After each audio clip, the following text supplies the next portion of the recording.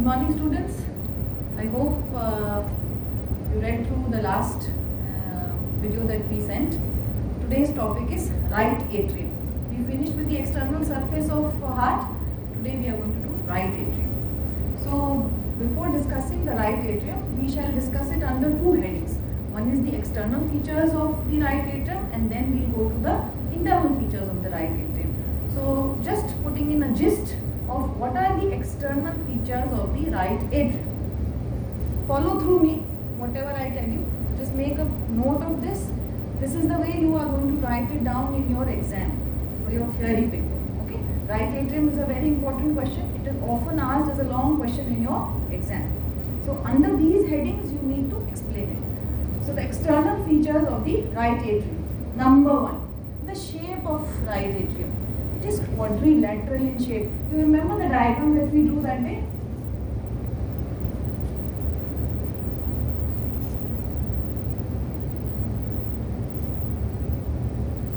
This was the right atrium. So how is the shape? Nearly quadrilateral. So the shape of right atrium is quadrilateral. The situation. Where is the right atrium situated? It is situated in the extreme right side of the heart, isn't it? It is situated in the extreme right side of the heart, just next to the right ventricle. This is the right ventricle. This is the right atrium. So it is situated on the extreme right hand side of the heart. It is situated just next to the right ventricle. Right of the heart, right to the right ventricle. The extent. We discussed the extent of the right border of the heart. The same thing applies to the right atrium. What will be the extent of the right atrium? The extent would be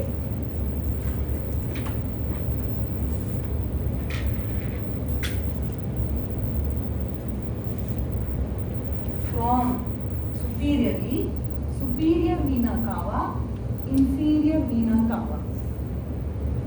Okay? Now what are the bony landmarks that we need to remember for the extent? कभी भी याद रखो, extent of anything is always calculated through a bony landmark, because bony landmarks are stable. They do not shift easily. So SVC would be at third costal cartilage and IVC would be around sixth costal cartilage. So the extent of right atrium would be from SVC to IVC. The position of the bony landmark for SVC would be third costal cartilage. For IVC, it would be sixth costal cartilage. Now, what does the right atrium contribute for the whole of the heart? What will the right atrium contribute as the whole of the heart? उस दिन हम लोगों ने देखा था. What does it make? Number one, it is the one which makes this complete right heart border, isn't it? So the right atrium is the one which is forming the complete right heart border. It also forms 1/3 of the base of the heart, isn't it? The diagram also shows us the same thing. It is forming the complete right heart border. It is also forming 1/3 of the base of the heart. The base of the heart is made by 1/3. It is also contributing from the right atrium. It also contributes in forming the sternocostal surface. जब हम anteriorly heart को view करते हैं, so this is the part which is also called as the anterior surface. That day again I reiterated the point that anterior surface is nothing but the sternocostal surface. So the right atrium, if you view from the front, it is also forming the sternocostal surface. So the three things that right atrium is contributing towards the heart is: number one, the right heart border, 1/3 of the base of the heart, and anteriorly if you view, it is the sternocostal surface of the heart. Next, what are the other features that are present or seen in the right atrium? We always talk of right atrium and there is a small appendage which is called as the right auricle. This right auricle is present here. It is a tongue-shaped structure. Although the name is auricle, it is a tongue-shaped structure which is outpouching anteriorly and superiorly from the right atrium. This is one thing which is another feature of right atrium. The second point is there is a deep groove which is present extending from the superior vena cava to the inferior vena cava. This is called as sulcus terminalis. This is called as sulcus terminalis.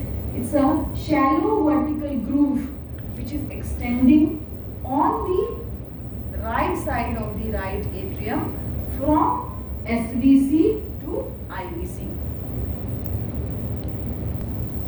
Okay. Next point that we have to discuss in the external features of the right atrium is the relations. Anatomy में relations are very important. So we will finally describe the relations of the right atrium. Number one, the anterior relation of the right atrium. Anteriorly overlapping the heart on the right side would be the right lung. The right lung is the anterior relation for the right atrium. Posteriorly, remember the diagram that we made for the base of the heart. Base of the heart is nothing but the posterior surface of the heart. Posterior surface पे हमने क्या बनाया था? We had made the pulmonary veins. So posteriorly, the right atrium is related to the pulmonary veins. Number 3, the right or the lateral relations of the right atrium. Now what are they? Remember the diagram which we made? We made 5 lines depicting the 5 relations on the right heart border. Remember those? Number 1.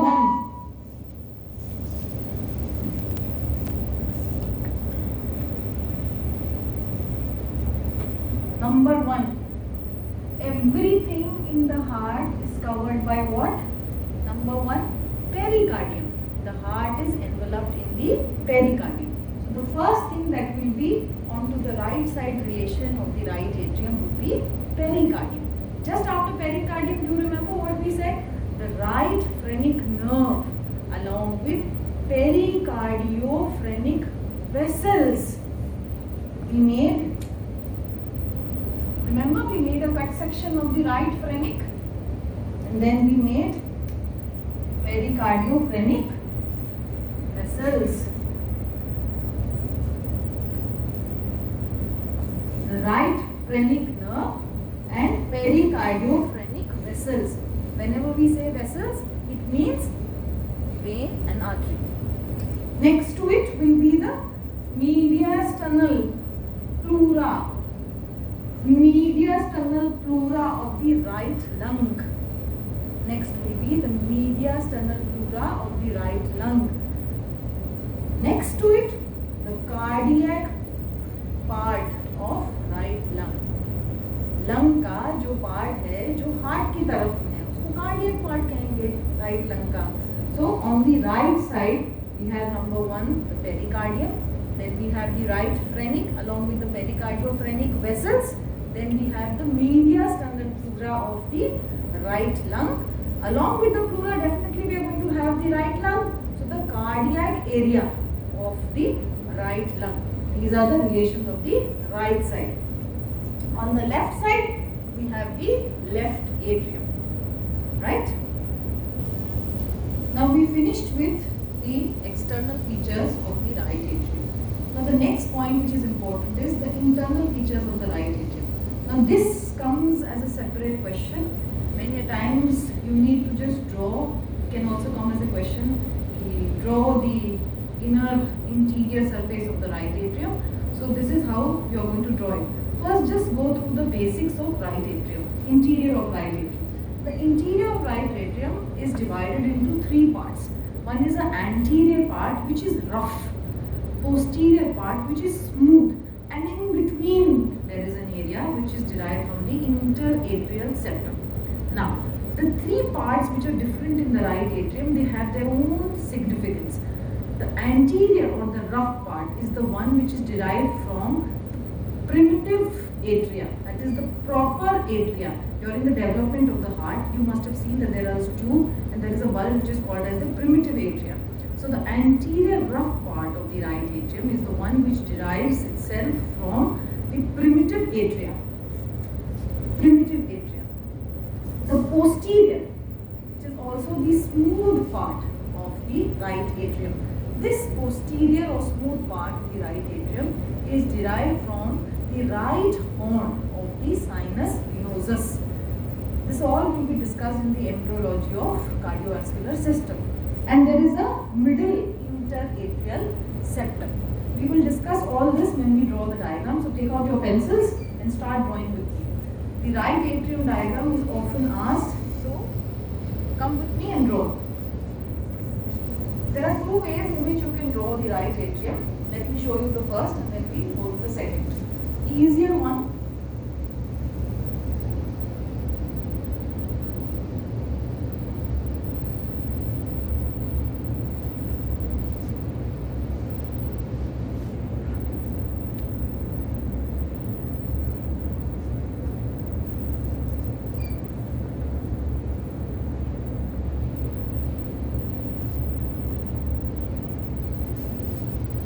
One is this way, in which you can draw the right atrium. This is when we cut open the right atrium. We are going to see something which is when we cut open the right atrium.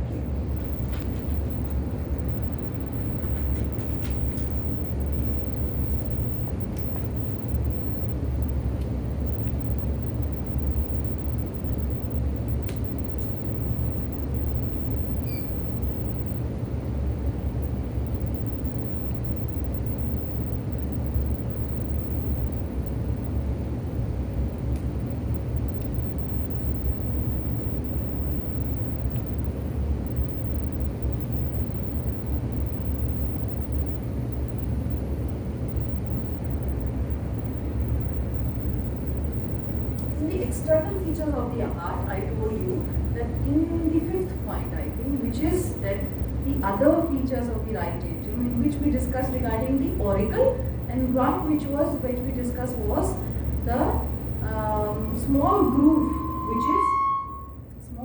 which is present on the external surface, which is called as the sulcus terminalis.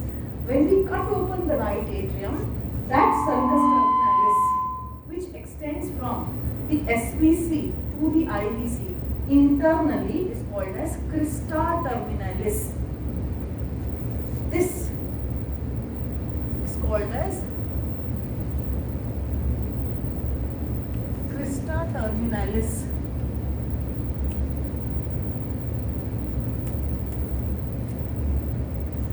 On the outside, this is the one which is called as the sulcus terminalis. Exterior, the same shallow groove, vertical groove extending between the SVC and the IVC shall be called as the sulcus terminalis.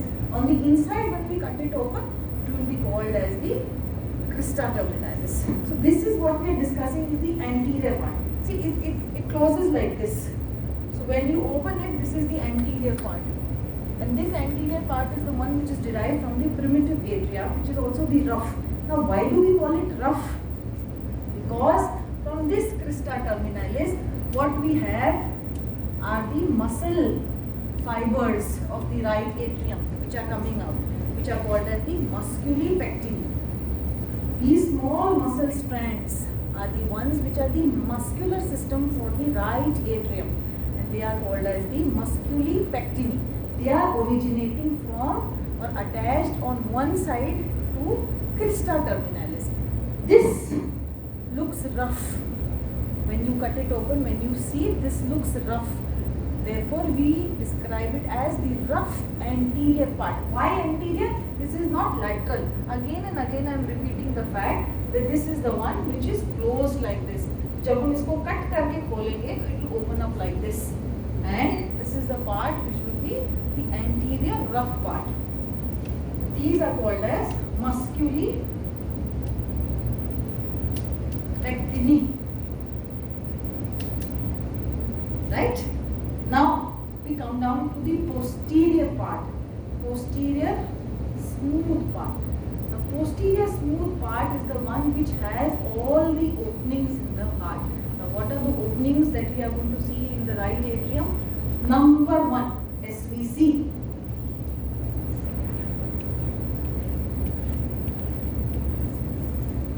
This is superior vena cava, opening on the superior aspect of the right atrium. Okay, this is the one which will bring the deoxygenated blood from the upper end of the body, right?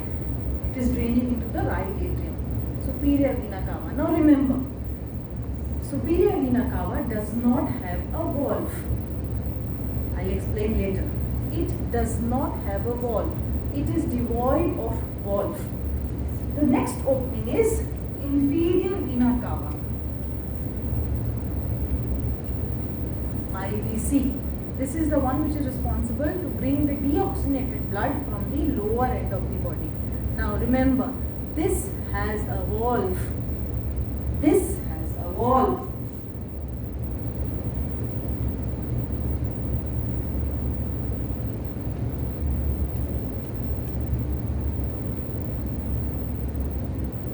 It has a concentric valve which is present. The IVC has a valve. Now why does IVC have a valve and the SVC doesn't have a valve? Physics, simple physics, gravity. You are trying to pump something from the lower end to the heart against the gravity. So there are always chances that once you have pumped it, it can again go down. So we don't want the body to keep on pumping blood and it doesn't stay in the heart and it again drains out. The moment again the IVC opens, it again goes down. So therefore we have a valve in IVC. But in SVC, it is acting through the gravity. तो blood आ रहा है, आ रहा है, आ रहा है, वापस जाने के लिए कुछ है नहीं, until unless we do शीर्षासन, which we don't really do, right? So SVC doesn't have a valve, it is devoid of a valve. The IVC has a valve.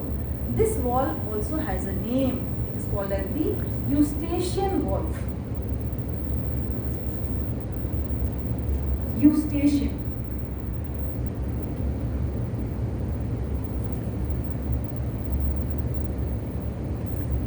It has a valve, IVC, which is called as the Eustachian valve. Now there are two characteristic features of this Eustachian valve. It has two horns. It has two horns, an anterior horn and a posterior horn. See, this is anterior part. That is why this is anterior horn, this is posterior horn. Anterior horn is the one where the crista terminalis ends. You can see through this diagram, where is it ending? It is ending on the anterior horn. Here you can call it the right horn also. This is, the crista terminalis is ending here, at the right side or the anterior horn of the Eustachian valve. Okay? Here is the one which is called as the tendon of Todaro. We will do it later on. Is the one which extends from here. Okay? So the दो openings हमने देख ली, SVC, IVC. The third opening that we have is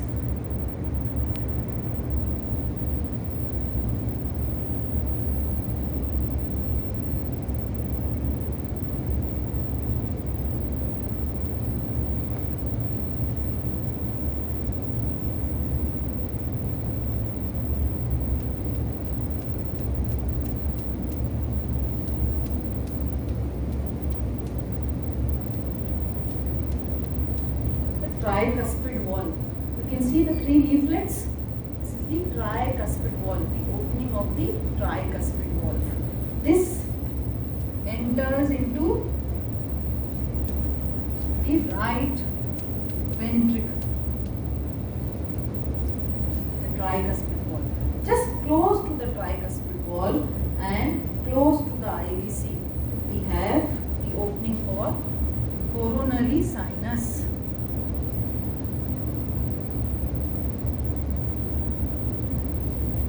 This is the opening of all the cardiac veins which are summing up. Remember the diagram on the base of the heart? Posteriorly, along with the right and the left coronary, we drew a big blue colored structure which was the coronary sinus. Now that coronary sinus is nothing but the venous drainage of the heart itself. Heart इतना बड़ा organ है, it is supplied by blood. So obviously there is an arterial section of the heart and there is a venous section of the heart. So the venous section of the heart again has to open up into the right atrium, and that it does through the coronary sinus. The coronary sinus also has a valve. Coronary sinus also has a valve. This is called as the Thebesian valve.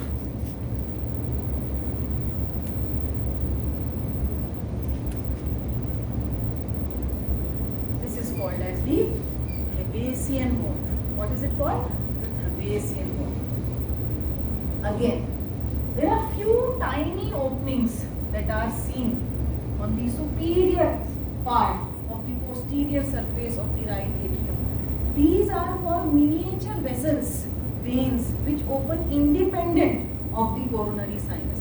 There are few veins of the heart which do not open directly in the coronary sinus, but they open individually as small minute apertures on the upper surface of the smooth part of the right atrium. Okay? These are what?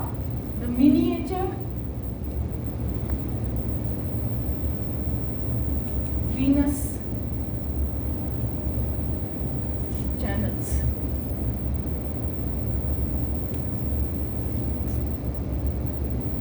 These miniature vessels, the venous channels, which are opening individually into the right atrium, are called as the foramen minimum verum. This block is called as foramen minimum verum. Alright? So now just let's revise the smooth part. What are the openings? Number 1, SVC. It is devoid of valve, no valve.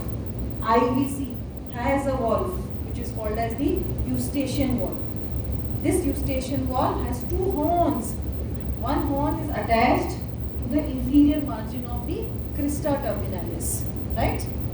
The other horn is the one. Look at this. This is the tendon of Todero. This is the tendon of Todero.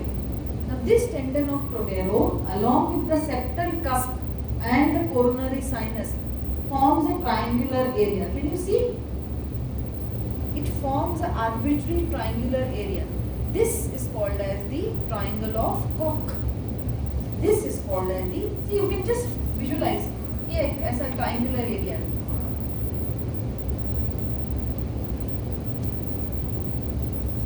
Can you see? This is called as the triangle of Koch. K-O-C-H. Alright?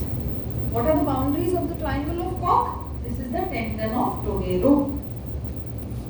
Where do I mark? Here. Tendon of Todero. This is the septal cusp of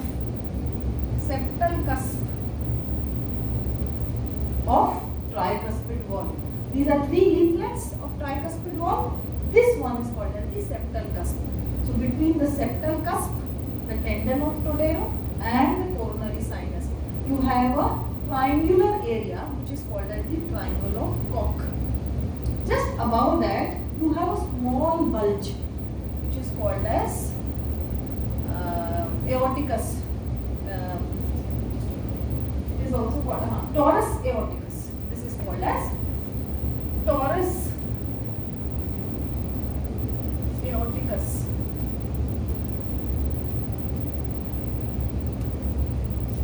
So these are the structures that you have to remember when you are drawing the smooth part of the right atrium. Okay. Now the third thing that we remembered was the interatrial septum. Now interatrial septum is the one which will be formed here. This is the part which is important. There is a small depression in the middle of the right atrium which is called as the fossa ovalis. This, a small depression which is in the center of the right atrium which is called as fossa ovalis. Cardiovascular system का जब embryology हुआ है तो हमने देखा है उसके अंदर. What is fossa ovalis? Nothing but remnant of septum primum. Okay. Around that you can see a sickle shaped structure. you can see a sickle. Sickle मतलब हंसिया. A sickle-shaped structure surrounding the fossa ovalis. This is called as limbus fossa ovalis. Limbus fossa ovalis. This limbus fossa ovalis is present on the right, on the left, and superiorly. It is deficient inferiorly. This is also attached to the horn, the left horn of the eustachian bone. Alright? These are nothing but the remnants of the interatrial septum, which is also one of the content of the right atrium. Sometimes during the development of right atrium, around in 25% of people, there is a small opening which remains in the interatrial septum. This is called as probe patent deficient. This is called as probe patent. Probe patent मतलब एक टोंग या छोटा सा probe जो होता है, तार. It can cross from the right atrium into the left atrium. This is called as probe patent.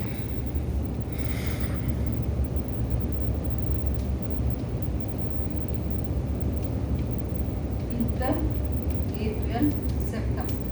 It is present in around 25% of normal individuals. It doesn't cause any shunt. It doesn't cause any abnormality. A small gap which is present in the limbus fossa ovalis, small one, through which a probe can pass from the right atrium to the left atrium. We do not want the mixing of right and left because right is deoxygenated and left is oxygenated. We've heard many a time of blue baby syndrome. छोटे बच्चों के अंदर हम Hindi movies में आता है that there is a दिल में छेद है. Usually that is nothing but the gap in the interatrial septum. Now that is pathology. But in 25% of normal subjects, you are going to see a small gap. It doesn't cause any abnormality. It doesn't cause any mixing of blood, which is going to prone you to any disease. This is the probe patent small foramen which is present, right? So with this, we finish with the exterior surface and the interior surface of the right atrium. Hope you will go through and learn. Thank you.